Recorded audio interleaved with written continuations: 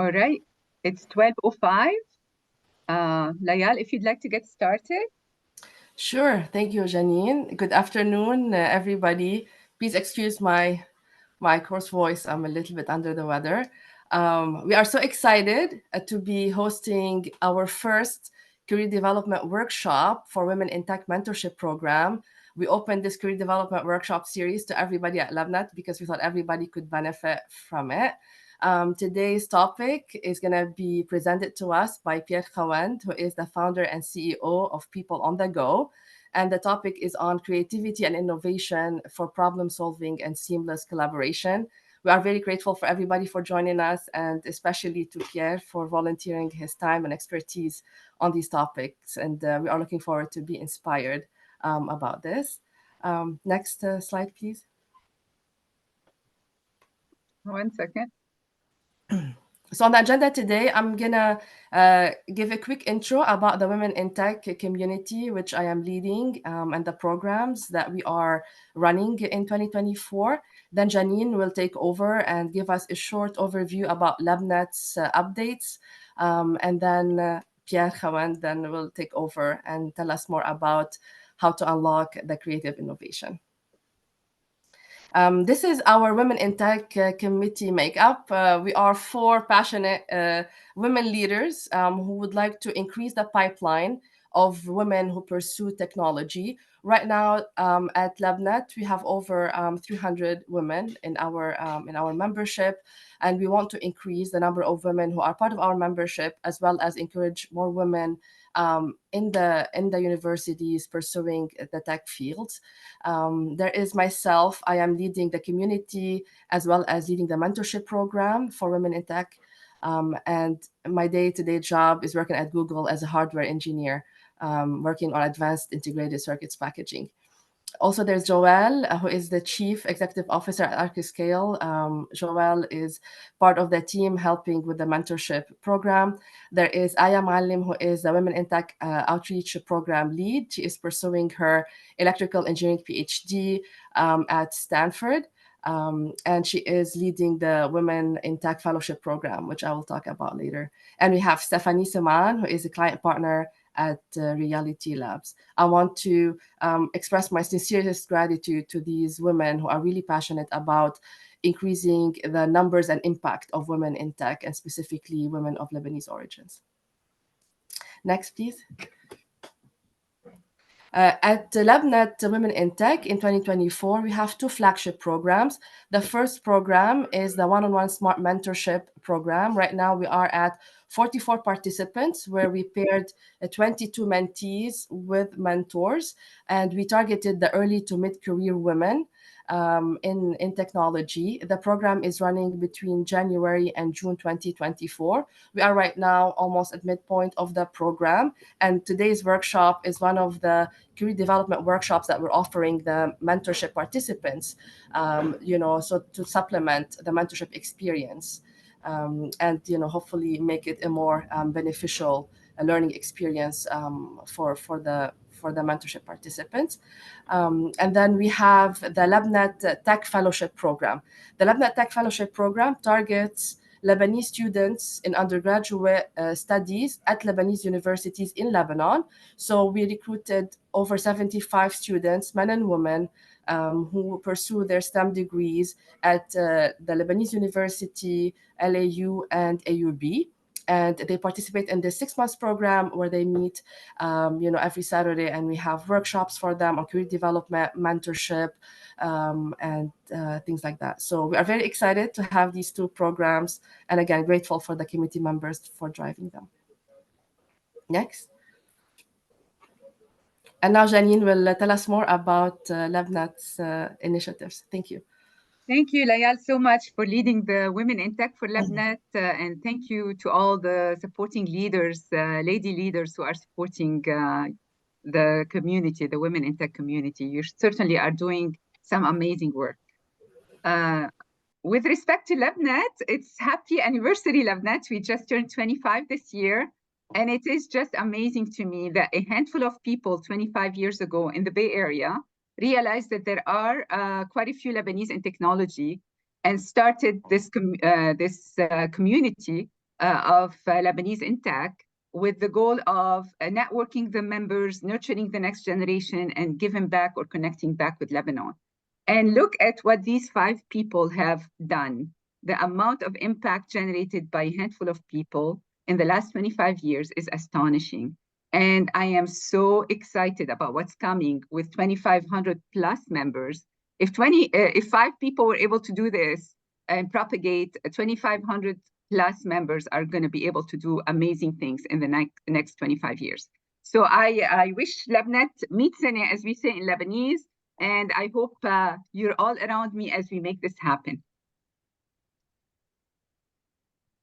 What's LebNet up to this year is certainly continued growth. We continue to grow our communities, try to do a lot of events to attract our members, tell them about the value proposition of LebNet and what a great community it is to belong to. We're also trying to add more communities. We have quite a few communities in the works in Atlanta, Florida, Austin, Dallas, Houston, and so on.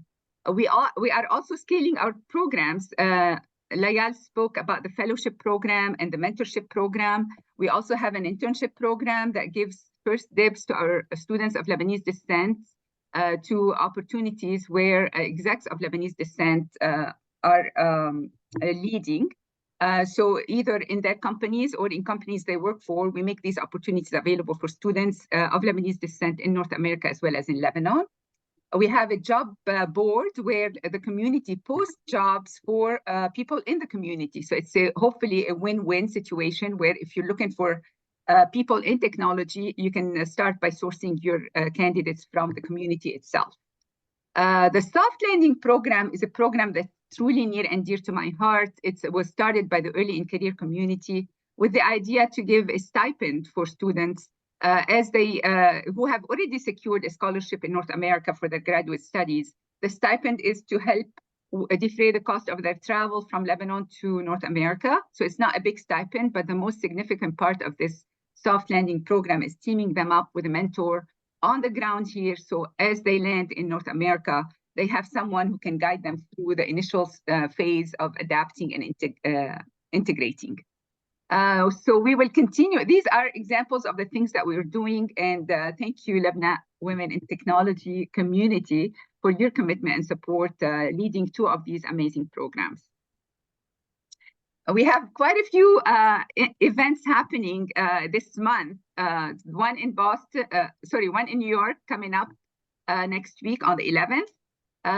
One that's in Berkeley coming up on the 16th. And we have a webinar by the early in career community, Shaping Tomorrow, with Gen AI. So please sign up for these events. Hope to see you. I'm going to be in New York for this one, so I'm really looking forward to connecting with the community on the ground. Why do you want to become a LebNet member? If you want to connect with like-minded individuals from Lebanese descent, it's the right place for you. If you want to grow on the professional and the personal level, it's the right place for you. If you want to give back to your community and to Lebanon, it's absolutely the right place for you. And the one thing that we've been really focused on at LebNet is making sure that we create a community of givers who are willing to pass it forward, pay it forward, not only what's in it for me, but what's in it for all of us and for our community. So, and it's been amazing to see how this is just so contagious and rewarding that people are signing up for it. With that said, I also want to thank Pierre Khawand for gracing us with his experience and expertise today with Unlocking Creative Excellence. We also have an upcoming time management in the digital age on May 23rd by Pierre as well.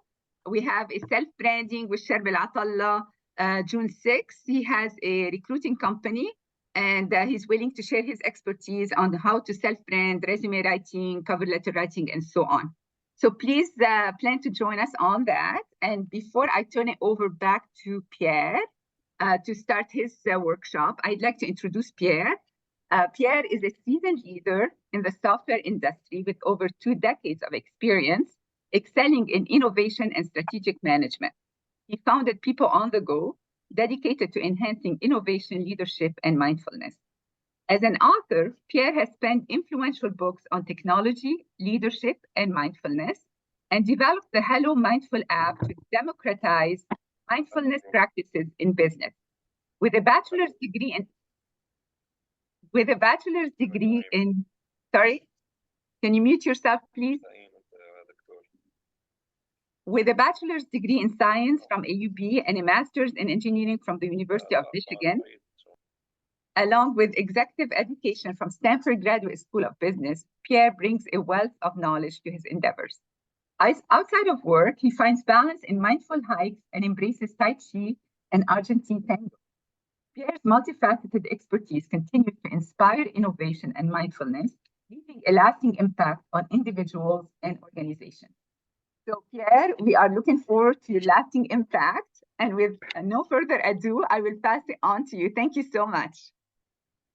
Thank you. Thank you, Janine. Thank you, Layal. Thank you, everyone. I am very much looking forward to our gathering today and sharing with you information and experiences about creativity and innovation. And by the way, I feel like with these gatherings at LebNet, it's like meeting with friends and family. So thank you, Janine, for creating that kind of atmosphere for us and bringing us together this way. And I also enjoy something unique, which is pronouncing my last name correctly. I don't hear that very often. So thank you for the Khawand. Okay, so with this, I'd like to start with a simple reflection.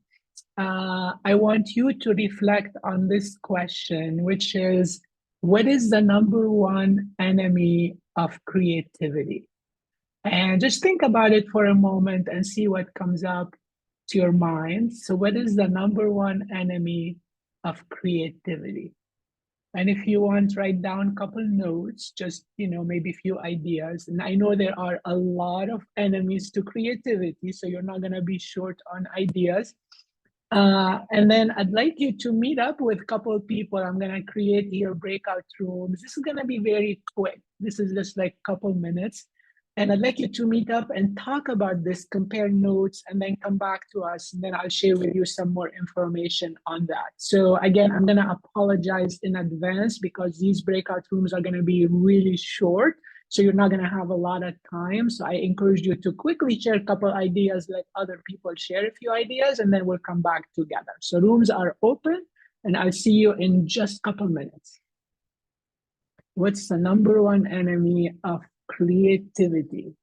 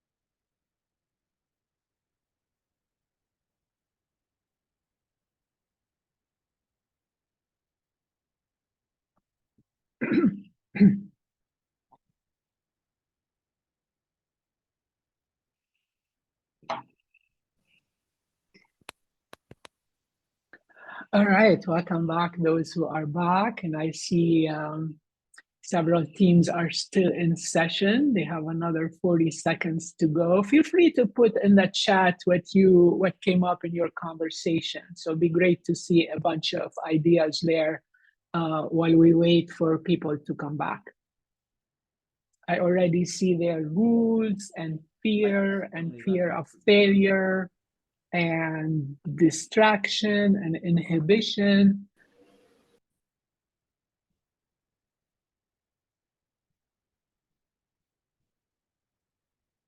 Okay, another 9 seconds before everyone comes back.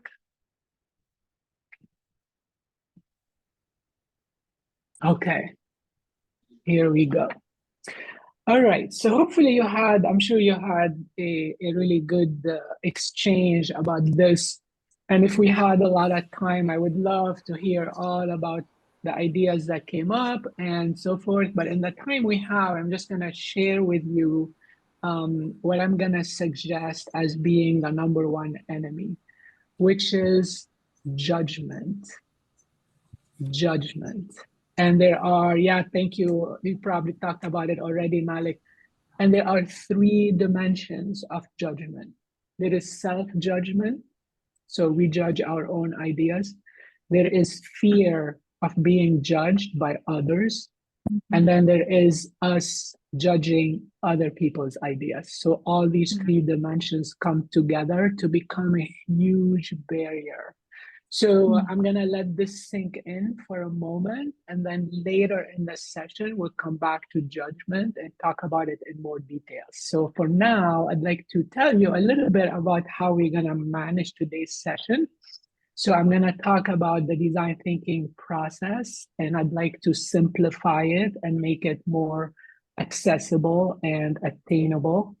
And then within that, we're going to really get into collaboration and how we can be creative together, and then talk about prototyping. Now, I'm sure many of those concepts are things you probably have encountered in some way or another.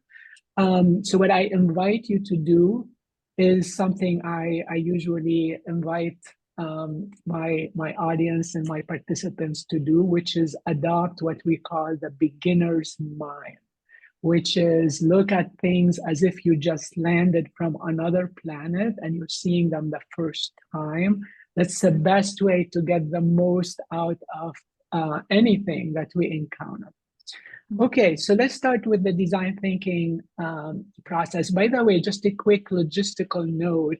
I'm going to share with you at the end the slides and many resources and additional things for you to take away. So don't worry about trying to capture screens and write down everything. You're going to get everything and much more than what you're going to see in the session today. So what is design thinking? So simply put, there are many ways to define it, but I'm going to keep it really simple. It's just a structured approach for solving problems. And it could be a problem or it could be an opportunity, either way, but we call it a problem.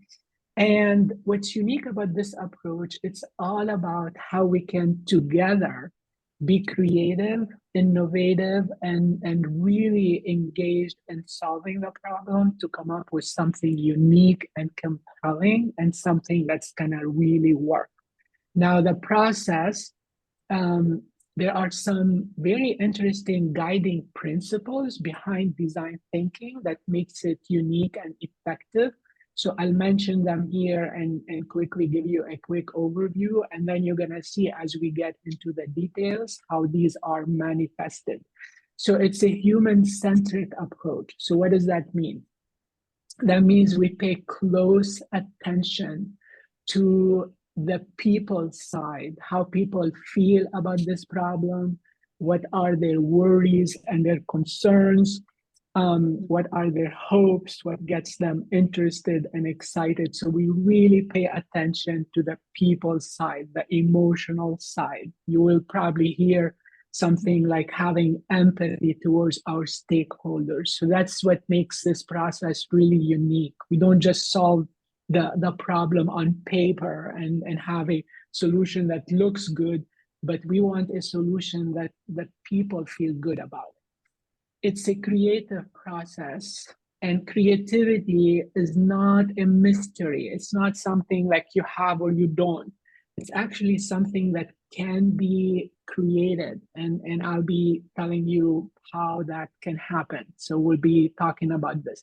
Very collaborative. Actually, it sets a whole new standard for how we collaborate. It's iterative. We go through small iterations, we get data, and then based on the data, we adjust and do more iterations. And we don't mind stepping back and repeating a previous step. We actually welcome this. We don't look at it as a setback. We look at it as now we can move forward with more confidence because we've collected more data and we connected with the people in a different way.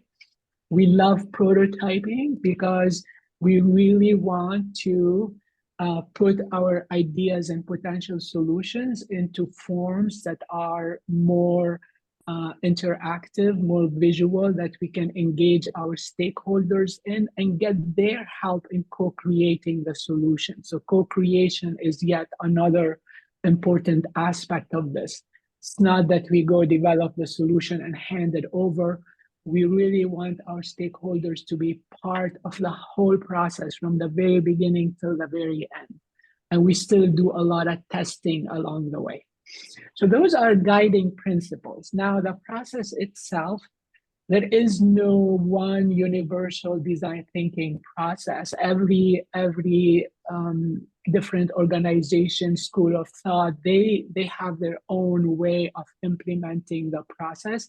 So over the years, we've, from research and working with different organizations, we kind of concluded on this process I'm going to share with you today, which is very concrete, very tangible, and very easy to implement, that embodies all these principles in a way that's very meaningful. So in this process, we divide the process into 4 phases. The what is phase is basically about understanding current reality and really spending time understanding current reality. The what if phase is about imagining the future. What could that be like? Which means coming up with ideas for solutions and starting to think about solutions. The what wows phase, this is taking our ideas and putting them together into prototypes that are more visual, more interactive, that we can engage our stakeholders with.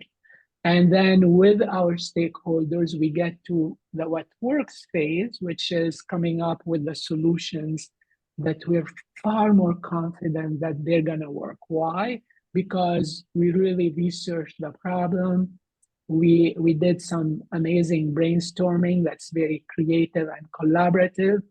We put our ideas into something more tangible. We showed our stakeholders and got their feedback and came up with a solution. So that's why we know it's gonna work. So now the process itself, so this is within each phase, these are the steps that we would take. And these are quite interesting and versatile set of steps. In the time we have today, I'm going to highlight some of those and really share with you insights about them. And in the handouts, I have the whole process outlined and also a few worksheets that you can use to follow the process. So we won't get a chance to do every one in detail, but at least to give you some good foundation that you can start to apply in various ways. So let's start with defining the problem, which is the first step. What an important step, because the way we define the problem pretty much dictates everything. So if we define it poorly, we're probably going to get a poor outcome. And not just about being a good definition or a poor definition, it's more being strategic about deciding what is exactly we're trying to do right here. So I'm going to start this with a little bit of an exercise. I'm going to give you just about a minute to read this problem definition on your own. This is just a simple problem. We use it more as a little case study, as a way to engage you in the steps. So, but I'll give you a minute just to take a look at it quickly, and then we'll talk about the problem definition in more detail.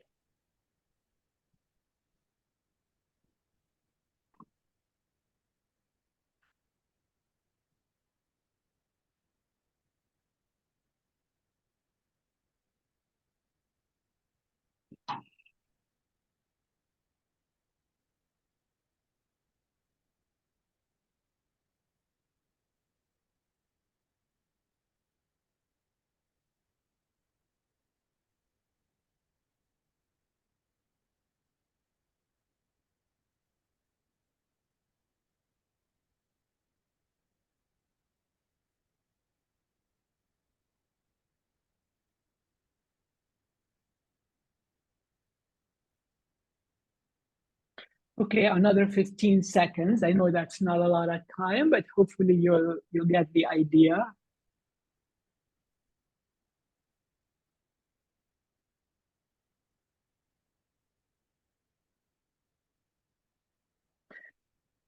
All right. So now let's do a little quiz. This is your second breakout room. It's gonna also be pretty quick. So I deleted the definition. It's gonna be a closed book quiz. And back to the breakout room.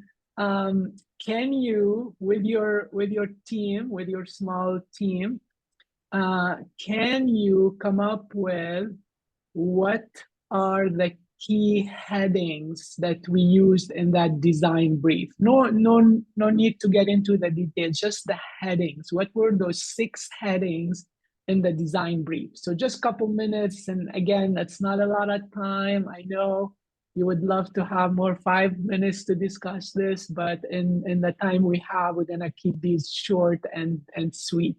So here we go again. And the rooms are open, and just see if you together you can come up with what were these categories.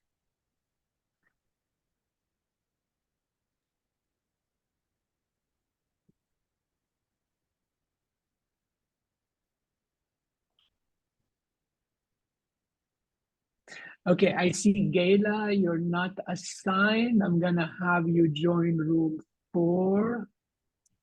And Joseph, how about room 5? And Noha, how about room 11? Here we go, room 11. Okay, I think Elizabeth is on her own, so I'm gonna have her join room 11 also. Okay. I think now everybody has a partner or 2. Yeah, cool.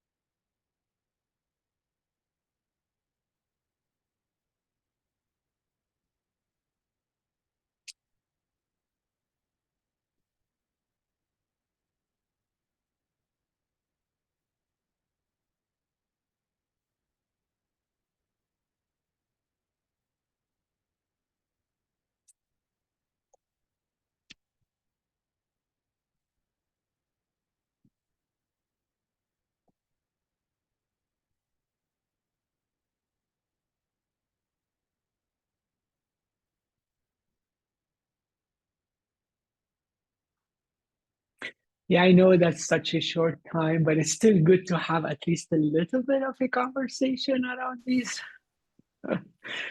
Wow, we have teams coming back. That means you got it. You're a tough teacher. I remember actually from AUB, those drop quizzes, they call them. I don't know if they still call them that, but that was torture to suddenly out of nowhere have a drop quiz in whatever topic that was. Thank you.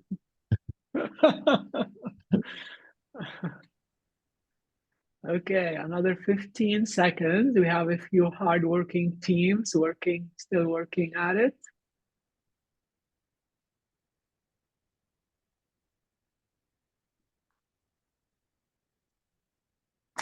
Okay, so let's talk about what we just did here, and you get this is just to give you the answer real quick.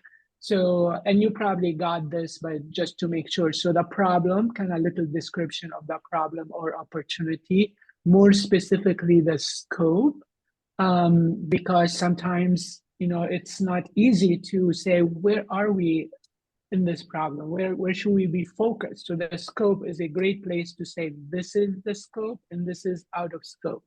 What are the constraints, so we don't have to spin our wheels for weeks and months and then figure out that there is something we didn't know that would limit how we can address this. So we need to know now as much as possible about the constraints. Who exactly are those users and who are the key stakeholders we need to be attentive to? And then what are we here to accomplish? What's the outcome? And how do we know we succeeded? So this is actually an amazing way to define a problem. I like to call it the 360-degree definition. It has 6 aspects that are really crucial. Typically, it's a one-pager. It's 1 or 2 pages, so something that can be succinct, concise, yet as specific as possible. And if there are more details needed, we can have a bunch of additional documents supplementing this. And most importantly, we need the team to be aligned around this. So the team needs to discuss this, make sure there are no gaps, no ambiguity, no questions that are unanswered, and make sure those are addressed before we move forward. So 3 important things, kind of important insights related to this. So one is clear problem definition matters. And this design brief is a great format to ensure that clear problem definition. The second one is details matter, and some of the details need to be in the definition and additional details may need to be provided. And then team alignment matters. So that means the team needs to be in sync on this, everyone clear on what these are. So now let's talk about real life. Real life is not that easy. So typically what happens, a problem is identified. So I'm gonna show that problem visually here, like it's this box. So let's say this is the original problem that was identified. And sometimes it's defined, sometimes it's halfway defined, sometimes it's defined in a way that's not so clear. So our job, number one job, is to talk to the key stakeholders, have those strategic conversations, ask those important questions, and get to a clear definition. As a result of those conversations, all kinds of things can happen. We may decide together that we need to address actually a bigger problem that this is part of. If we address this problem alone, that's not gonna buy us much. So then we take on this problem. There are times when we go the other way. We decide that actually we should take on a subset of this problem because this one is not something we're equipped to deal with right now. We have to get some success here in order to prepare us to address this. And there are times when we conclude, there is a sister or brother problem that we should address, which has some elements of the original problem, but some new things that we didn't even think about before we had those conversations. Okay, we're having here a little background noise. I'm gonna mute that. Okay, so so then there's also one more option I wanna share with you. Sometimes as a result of these discussions, we decide, you know, forget about this problem. There is something more compelling here we need to go after. So hopefully this showed you how critical this first step is and how important it is to really be proactive in getting in touch with people, getting the right questions asked, and then coming back and having that clear definition. So that is the first step in this process, which we typically spend some time on before we move forward.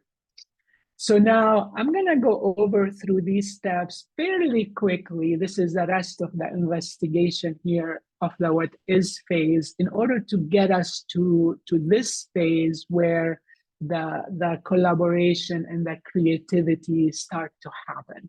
So those steps, though, the ones I'm gonna go through fairly quickly, they are critical. In real life, we don't go over them quickly. So this is where the time spent is time invested, and we're gonna see the outcome of this way at the end when we have a solution that really fits the real world, as opposed to being more hypothetical and then realize soon it's just not gonna do it. So what are those steps? So those steps start with, and you're gonna get all those slides so you can catch up on the details when, you know, as you see fit. Those steps, well, actually, I'm gonna interrupt myself. And before we go there, I'm gonna show you this like 1-minute video about what happens when we don't define the problem correctly or enough, and when the team is not aligned. So you may have seen this. If you haven't, it's such an interesting little demonstration of, you know, what can happen. So let me make sure the sound is on and that you're gonna be able to hear this.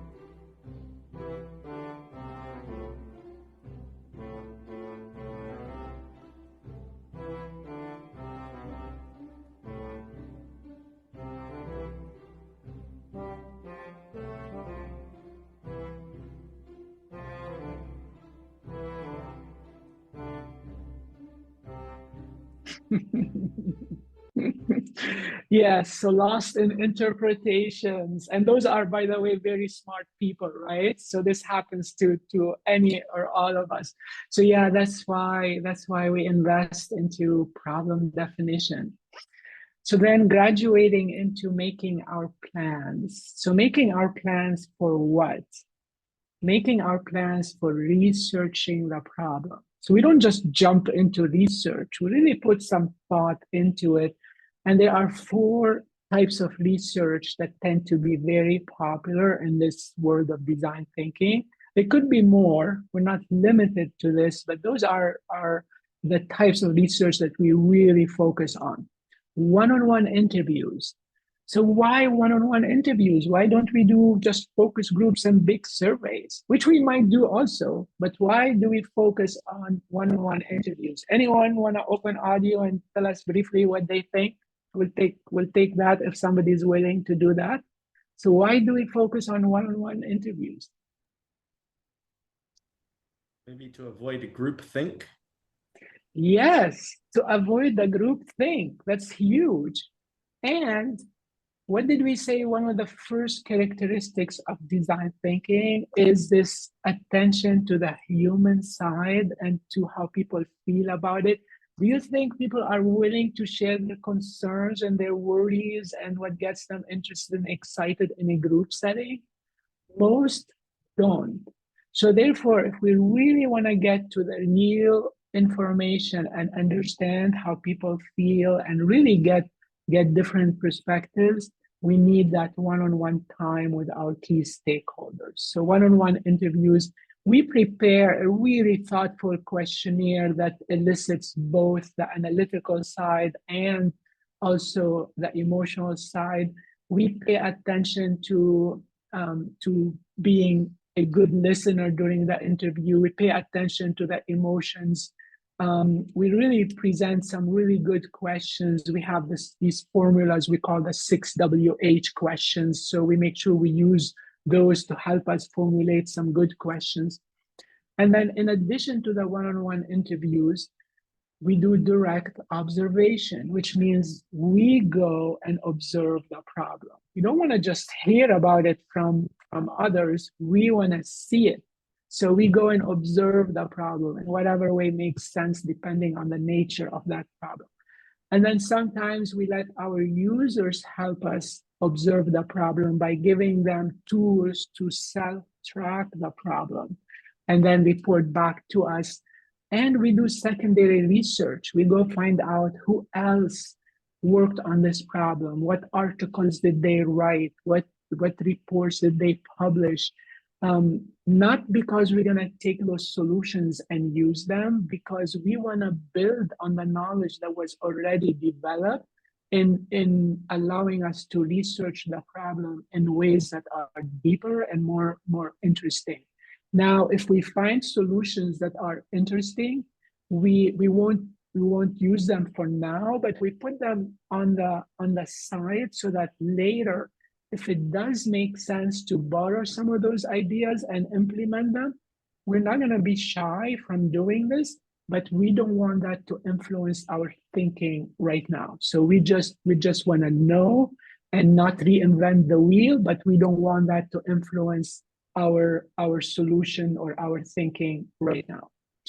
So then step number 3 is we go and do this research. We go talk to people. We go do the direct observation, the tracking, the secondary research. And then we come back. This is now we're step 4, which is identify insight. We come back and we share our findings. So let's say we're a team of 5 people doing this project. Each person went and did a bunch of research. Each person comes back, shares the key findings they came across.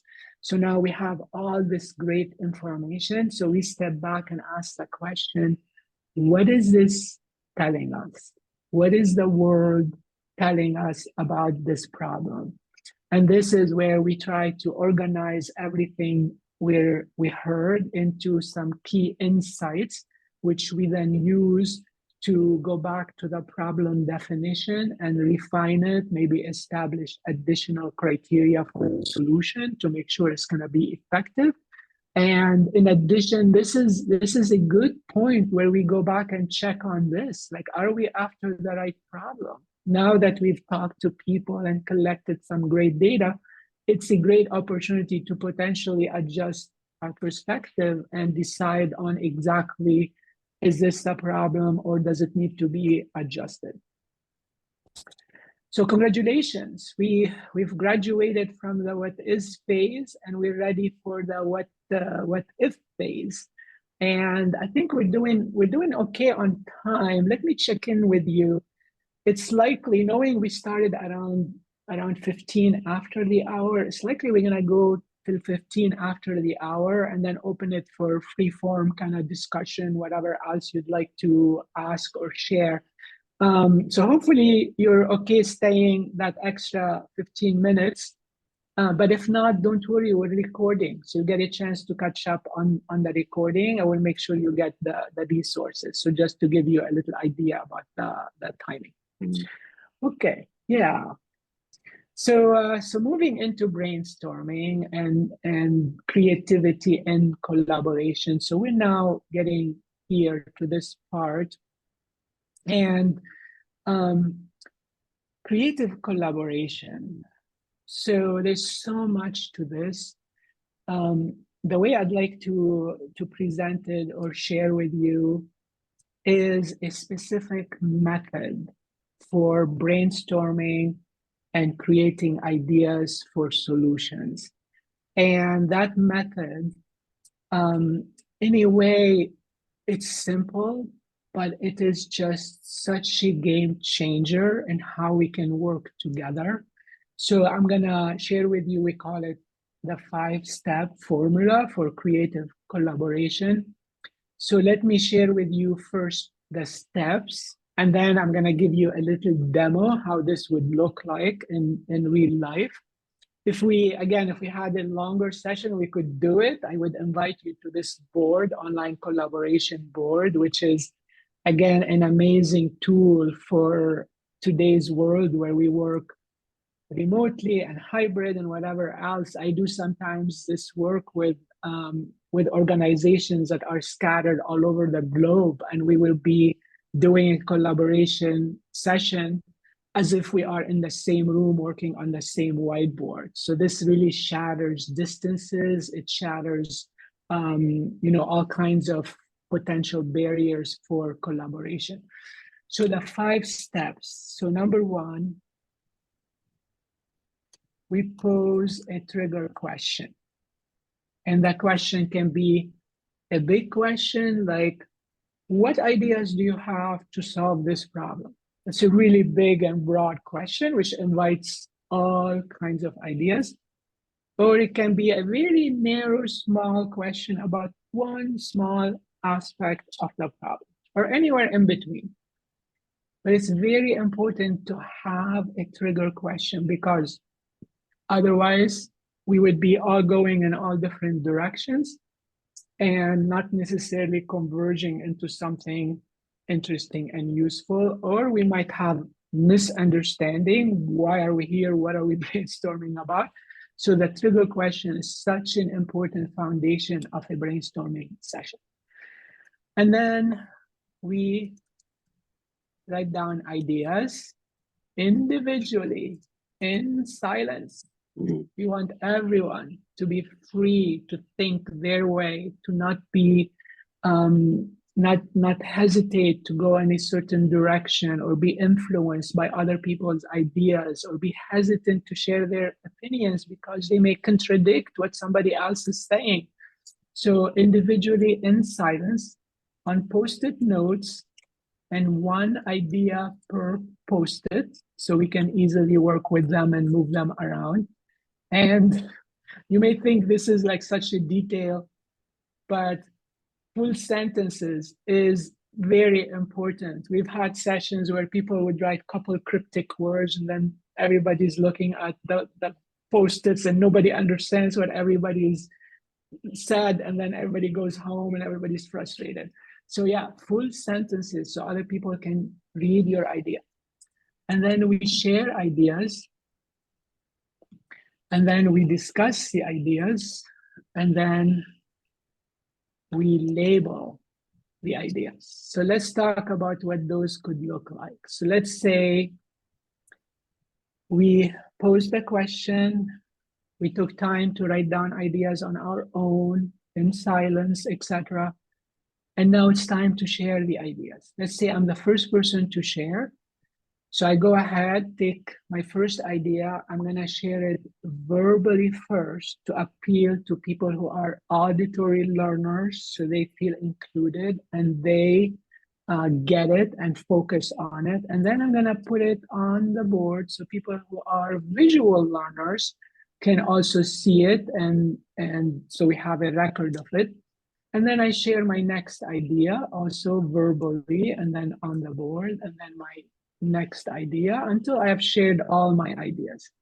And then the next person goes, they share their first idea, and then they realize their idea is actually related to this idea already on the board. So they put it next to it. So we're starting to cluster the ideas that belong together. They start to form bigger clusters of bigger ideas, deeper ideas, more interesting ideas. And then the next idea happens to be a whole new idea that's not related. And then the next one is related to this one. And then the next person goes. I'm just going to mimic here a few more people just to give you a more realistic image of what a board might look like. And then one person after the other, and on and on. Let me just add a few more. So every person is sharing verbally, and then they're putting their idea on the board. And now let's say we're done. So first of all, just to highlight here, in a typical random brainstorming session, which what most teams do most of the time, what happens is a few ideas are shared by the people who are more vocal, maybe have more authority, maybe more subject matter expertise. So few ideas are shared, everybody else kind of steps back, and we move forward with those ideas. Look what we did here in this process. We uncovered all those ideas which are coming from people of all different perspectives, different experiences, different ways of thinking. So look at this solution that we're gonna get. It's gonna be so much richer. It's gonna connect with more people, and it's gonna be a whole different solution. In addition, the people who share those ideas, they're gonna feel engaged. They're gonna feel listened to. They're gonna feel part of this. They're gonna have buy-in into whatever we come up with instead of feeling kind of left behind. So this is collaboration, and this is a whole different way of getting to some solutions that are really unique. Now, in addition, one more thing I want to mention. During this sharing, remember we're here on the sharing step. So during the sharing, this is a time for listening. One person is sharing, everybody else is listening. So to give you a simple example, let's say this person is putting their idea right here, and I believe their idea should go right here. I'm not gonna stop them and start to ask questions and make suggestions. I'm gonna let them put it where they think it belongs. And then when the discussion comes, that's when it becomes a free-form discussion. So this is where I start to say, why is this here? I think it should be here. Maybe I convince them or they convince me. And then we start to, move things around and talk about why and why not. And then look what might happen. Look, that was a tiny post-it. Okay, let's make it bigger. So the question I have for you, I'm going to put one more of those. Those two post-its I just put here, what do you think those are? I put them in a different color just because I want to highlight them now, but typically they wouldn't be a different color. But what do you think those are? Again, it's an opportunity to hear from someone. Summary of most recurring ideas. Okay, what else could they be? Okay, we'll take one more. Newer ideas. Yes. So they are newer ideas. They're new ideas we had no clue about before. So the only reason we got to this idea is because we flushed out all the obvious. We went into new directions. We thought more about this. And then this opened up the thinking in this whole different way of potentially addressing the problem. So the only way we got here, because we uncovered all of this, the only way we got here because we kept going deeper and deeper and deeper, and that made room for this to show up. So this is, remember at the very beginning, I said creativity is not a mystery. Creativity is not a mystery. This is how we can be creative and come up with creative solutions. First, we start with a good problem definition. And then we go talk to people. We go research the problem. This is the knowledge base that we develop along the way. Creativity doesn't come out of nowhere. We need a foundation. We need knowledge from which we can be creative and link ideas together and so forth. So this whole effort is where we build the foundation for creativity. And then when we get to brainstorming, we allow everyone to think freely and to not be influenced or limited by anybody else. Remember judgment being the number one enemy? We eliminate judgment because we're alone doing our own thing and coming up with ideas. And we even, when you facilitate such a session, the first thing you want to do is make sure that during this time of brainstorming, this is what we call divergent thinking. So you want to explain to everyone this is divergent thinking, which means we go in any direction, all ideas are welcome. We don't evaluate, we don't assess. We're after quantity, not quality. I know this may sound awkward, but this is so important because when we go after quantity, we're likely to come up with all these ideas and then stumble on those amazing ideas that are going to take us to some new heights. If we go after quality, we start judging and we limit ourselves and we don't get to those brilliant ideas. So we're after quantity, not quality during this divergent thinking. So Pierre, I think, may I ask a question? On the culture sure. Culture plays a very important role in such a dynamic exchange of ideas, isn't it? So culture is very important from the perspective of creating a psychologically safe environment whereby titles and ranks do not inhibit the exchange of ideas. Totally. Thank you for pointing that out, George. Yes. So culture is important. I think the environment is important. That's why whenever we undertake a creativity type endeavor, we really need to work on the culture at the same time and really create some education around the process, around the spirit with which we approach this. And that's going to take some work, especially if there are within the culture, if there are some maybe part of leadership or some people who aren't in sync on this. We need to work on them first, because if that's not created, a lot of difficulties will be around. So yeah, thank you for highlighting that. So then what comes next? So what comes next, let's go back to the process, is a huge shift from this number 6, where I said it's divergent thinking, to number 7, which is convergent thinking. So this is now the time where we think, okay, we got all these great ideas.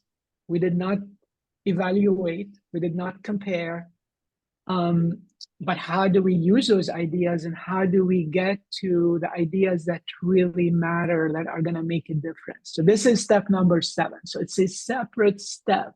That's how we get creativity going, by separating those 2 steps. So step number 7, we go to our brainstorming sessions. Let's say we did 3 brainstorming sessions.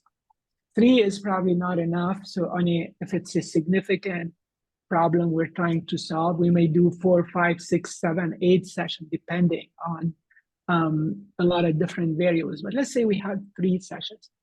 So now we walk through them, we think through them, we have discussions, and we start to mix and match and evaluate. And as a result, we may identify that, if we take those 2 clusters with this 1 cluster and those 2 ideas together, they hold really well and they present a solution that is compelling, and that's something that people would like and that is sustainable.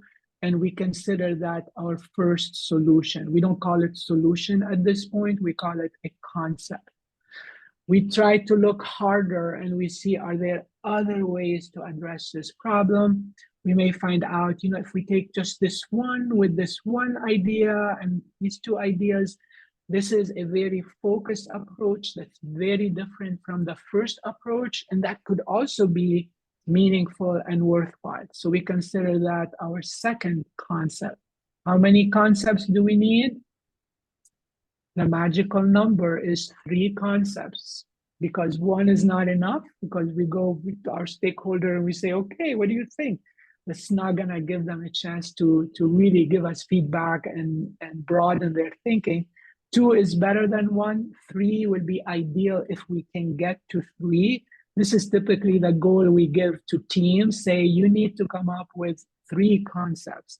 You can come up with more if you want, but it's hard to come up with more as long as the concepts are clearly differentiated. Like, we're not after one solution and each concept is just a simple variation of the solution. We really want those concepts to be radically different. That's when they become concepts. Otherwise, they will be just variations of the same solution.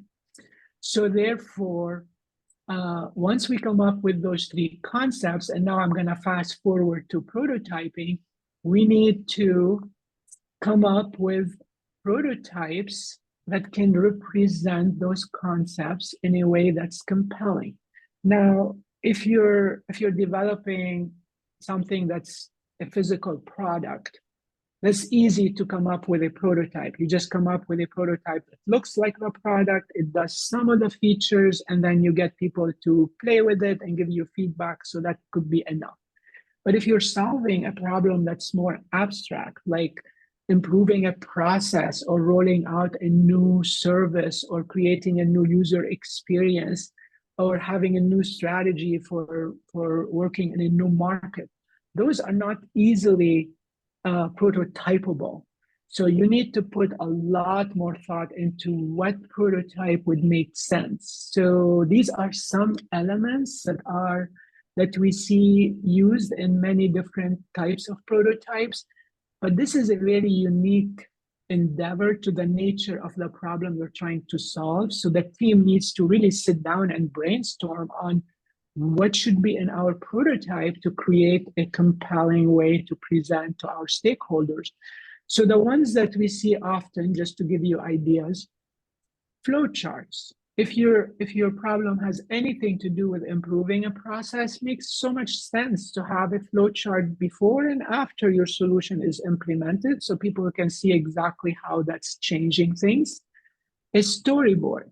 If it's about a user experience or a new service, you may put a storyboard for the touch points with the user and how your solution is changing that and reinventing the whole user experience.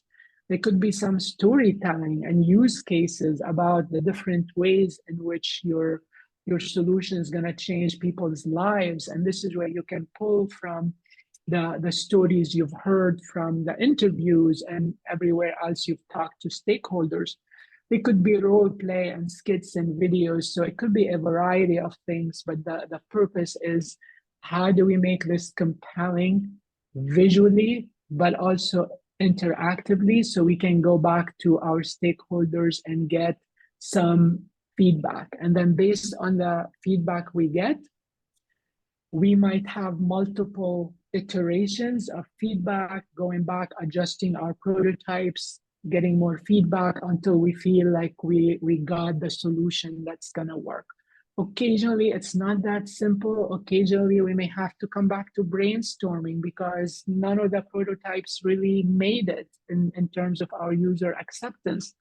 More often than not, it's likely that our users would help us mix and match from the different prototypes and add more ideas to them. And that's how we get to formulate the final solution. Okay, let me check. Let's actually stop for a moment. I'm trying to think. Let's continue with the goal of finishing at 1:15. So those of you who need to go can go. I'm going to share with you a bunch of resources, whatever. And then after that, those who want to stay and want to have conversations, we can stay. I'm happy to stay. I think I can stay until 1:30, until at least your time in California, 1:30. And that will give us time for, more free-form discussion for those who can stay. So in terms of closing on this, before we open for questions, So this is the online portal I'm going to share with you. It has in it the slides from today. It has a little bit the story of design thinking for those who want to get a little bit more informed about the origins and how this became what it is. It has a design brief sample for those who feel like you'd like to see that again. And it has also some additional tools, like when you get your solution, how do you put it in a format that's easy to communicate? We call that the napkin pitch. And also, how do you make sure you step back and think about what are the assumptions you're making so you can quickly test them? And this is probably the most important, is a worksheet for you, excuse me, to plan how you might apply this to your own project. And then for those who want more learning, I included some complimentary seats in some of my upcoming workshops, very different topics from, I think Janine mentioned earlier in my intro that one of my passions is the mindfulness and the meditation. So that is for those who cannot meditate, I have a little webinar for you. You can join. And then mindful meeting management, which is another area where collaboration can become crucial and sometimes difficult. So, and then another mindfulness program. I have a special program for doctors and nurses, so you can check it out. And this is it. So I'm going to share this with you in a moment. Excuse me for a moment. And before we do that, let's get some feedback. So I'm gonna share a quick feedback form. It should only take like a minute. So we'd really appreciate your feedback on the session today, so we can continue to see how these can be improved. And then I'm gonna share the link to this online portal.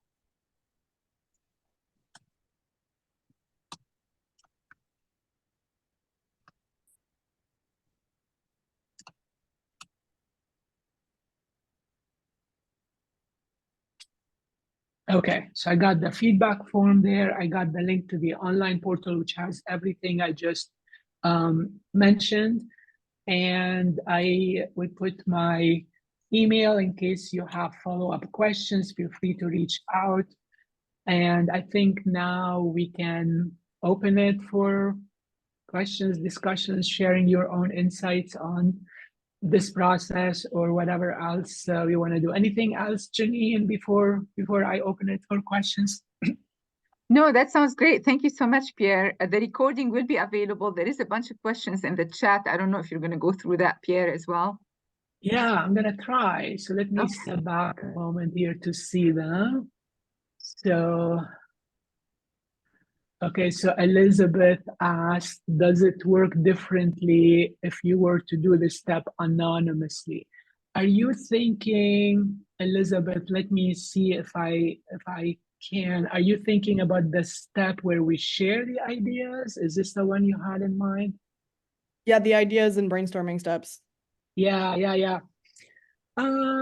You know, it's interesting to try it.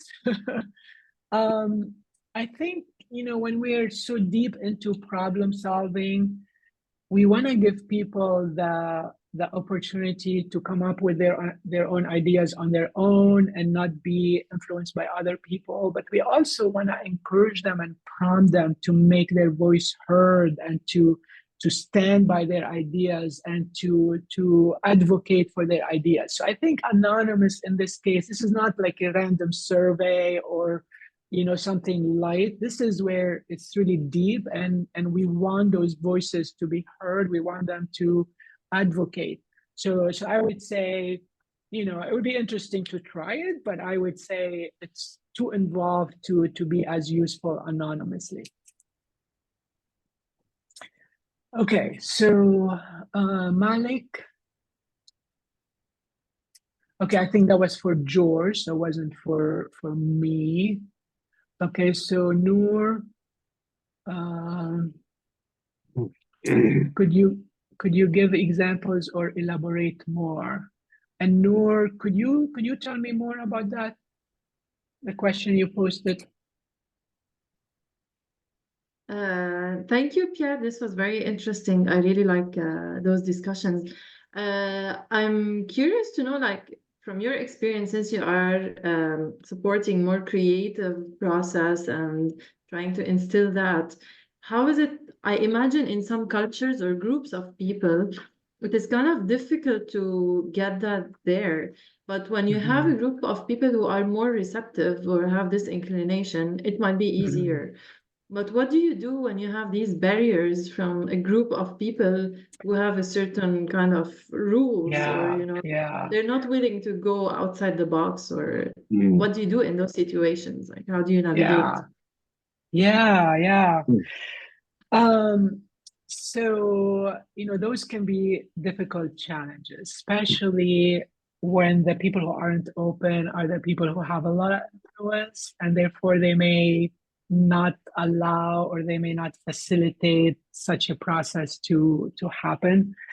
So, however, there are many approaches that can be taken to try to make progress. One of them is education, to educate the people who may be hesitant or resistant.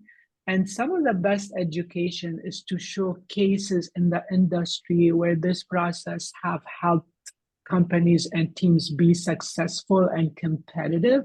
So that may resonate with people when it starts to become about our success in the market.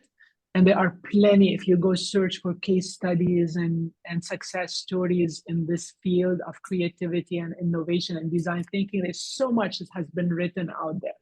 So sometimes, you know, bringing a little bit of fear, like if we don't go in that direction, we're not going to be in the market for too long. That might help. So it's kind of a combination of educating, showing how important that is, maybe bringing in some of the data that's available out there, and then checking in. Sometimes the resistance is because of certain fear about certain aspects of the environment, and if we understand what those fears are, we might be able then to explain and show that, you know, those fears, we can address them, or they may not be really based on reality. So understanding where is the resistance coming from. And, you know, sometimes it takes time, sometimes, though that's not, none of that is like you do it and you get it. But I think it's worthwhile to be the person advocating for how can we have creativity and be the voice of innovation. So I think it's worthwhile to try and to see how far you can get. Yeah. Thank you very Basically, much, what works, Pierre. I apologize for that. Basically, what works is education. We said education. Basically, it's the understanding of the engagement, and how to engage by establishing ground rules. And these ground rules must be adhered to by everybody. So otherwise, if you don't have ground rules, then the whole idea of teasing out innovative ideas, it's difficult, you know. Yes, ground rules, and having people, you know, have that understanding and understand the bigger purpose. I just wanted to say that thank you, Pierre. I really like the idea of like giving previous cases and showing the fear and understanding, because I think it's all like interconnected with like psychology and the personality of people. And I think it's a bigger thing. Like, we think of design thinking as something fun and enjoyable, but it is actually rooted more deeply into like really coming up with great ideas and doing business out of them, or, you know, and this can be applied to a lot of situations in our everyday life, even like when you're bringing up new ideas or thinking about something else and sharing it with a person. That's also part of the process of design thinking or creativity. So that's why I ask, like, then those situations are things we face on a very regular basis. So thank you for sharing that. Yeah, you're welcome, Noor. And I think you mentioned something very core, which is it's related to the psychology of us, of people, and then also George mentioned culture earlier. So yeah, it's psychology, it's culture, it's all of it coming together, and we can't just treat it like, oh, just a process, you do A, B, C, and it's gonna work. So it really takes much more thinking about all those factors. Yeah. Thank you. Okay, did we miss anything there? So yeah, Gayla, you're interested in examples and examples in the Middle East. So, you know, I'll share with you just a few examples from organizations and teams I've worked with, not necessarily specifically Middle East, but some of them are very global. So some examples in the corporate world are strategies for tackling a new market or winning in a new market. Sometimes they're product strategies. What does the market need? How we can be innovative in creating a new product or tailor our product for that market. Sometimes it's more sales and marketing, that other side of the strategy. And then in other organizations, it's much more about user experience sometimes. Like we have a process and a customer service area where the user experience is very poor or has some challenges. So how can we innovate and create a different outcome? There in academics, there's a lot about education and creating new programs. In academics, there's a whole thing about how can we reinvent, how do we deliver education in the current developments of AI and other things. How can we reinvent ourselves? That's a huge problem to undertake, but these are such a variety of things that can be addressed. There's social problems that can be addressed. I would be interested if anybody on the call later or have seen some of this specifically in the Middle East and how it was applied. Would be great to keep that conversation going and share resources moving forward. Yeah.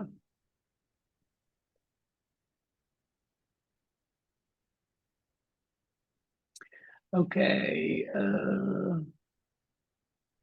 Okay, we talked about that. So I'm looking at Noor's question now.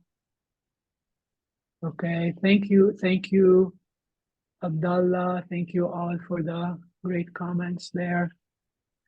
Okay, so yeah, anything else? Charles, what's the best way to stay connected? You know, I feel free to email me. LinkedIn is a great way. And then LebNet is a great way. I'll be back in May. We're gonna have a session, slightly different topic, but also related to how we can creatively manage our overload of everything. So that's coming up in May, and yeah, feel free to email or LinkedIn. It's all good. Yeah. I'll be interested in learning more about mindfulness and meditation and things like that. So yeah, how does that contribute to innovation? Yes, so that is actually so connected to innovation and creativity, because partly what we mentioned very early on, which is the biggest barrier, is not that lack of creativity or lack of intelligence and capabilities. It is our own thinking and our own fears, and mindfulness is the most direct way to understand our thinking and our self-talk and our fears and be able to dismantle them. So this is really, that work goes really deep, and in a way it influences everything that we do, but most often we're not even aware of it. So we just go with the flow and we feel there are barriers here, barriers there, and we don't know that a lot of these barriers are the way we're we're looking at them, and that there is so much more we can do if we understand those ways. Yeah, so that's a strong relationship between being aware and being mindful, and creativity and accomplishment and feeling more satisfied and overcoming difficult times. So it's not about that with mindfulness there won't be difficult times. It's much more about how we go through them. Yeah. How you respond to these challenges. The other thing is emotional intelligence. To a degree that plays in nurturing a creative environment. And another big topic. Yes, and another topic that I'm also quite passionate about, emotional intelligence. Yeah, and biases. Noor mentioned biases there. Yeah, it's like, biases are so they have so many dimensions and so many levels, and the most significant ones are the ones that we're totally not aware of, that we even deny we have, and then like really so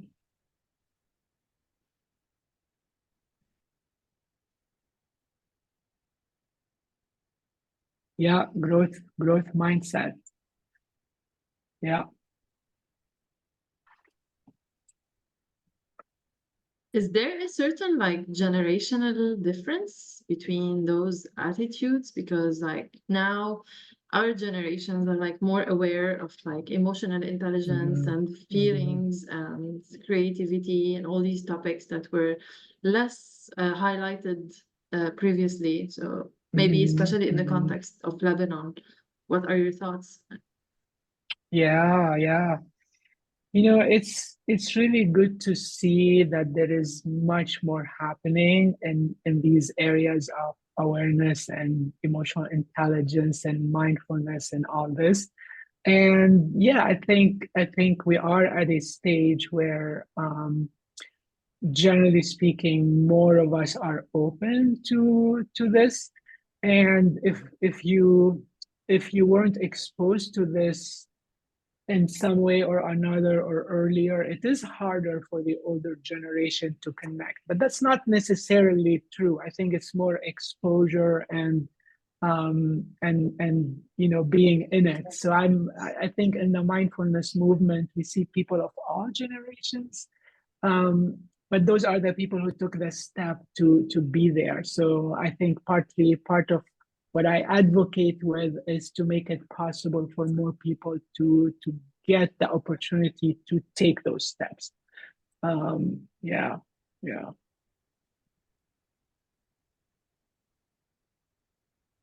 Any other Great. questions? Well, that was, yeah. Resistance to change. How do you handle? Some people look at resistance to change as negative, but I look at it as positive. Resistance is always beneficial to crystallize your ideas and keeps you honest. Yeah, well, some resistance may be okay. I think it depends maybe how much and what's behind the resistance. So if behind the resistance is fear versus behind the resistance maybe conviction of what you're don't want to change, that can make a huge difference. But yeah, so this is where awareness comes into place. Are we aware? Why are we resisting, or are we just resisting? So so that can change things quite a bit. Yeah. Well, Pierre, yeah, go ahead, George. I'm sorry. I'm hijacking the conversation here, but I think when resistance presents itself, you can mitigate it and respond to it accordingly. If it is right, if it is lack of education, fear, fear of losing autonomy, or or don't like changes, period. But you can address it as it presents itself. So it's you should not be afraid of resistance, Mm-hmm. but welcome Yeah. it within the context Yeah. of maybe it unlocks the door for innovation. Yeah. It's kind of, in a way, is being okay with it, and then investigating it. What's going on here? Sometimes dogmatism a bit. Yeah. A little bit. Can go really You deep. stubborn and only one way of doing things. Yeah.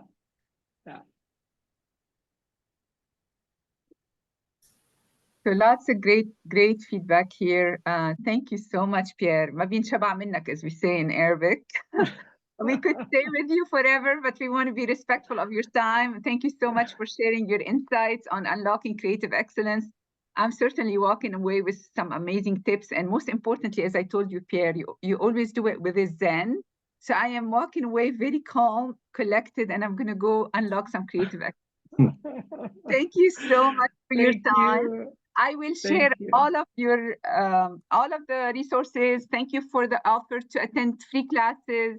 I'll send the recording. Everything else people need, please contact me, and Pierre as well. Pierre, thank you. Thank you. Pierre. Thank you. This was so much fun. Yeah. Thank you. Great to meet you all, and have a great rest of your afternoon. I look forward to the next time we meet. Thank you, Janine, for bringing us all together. And Layal. Okay, sure. Take care. Thank you. Bye. Bye-bye. Bye.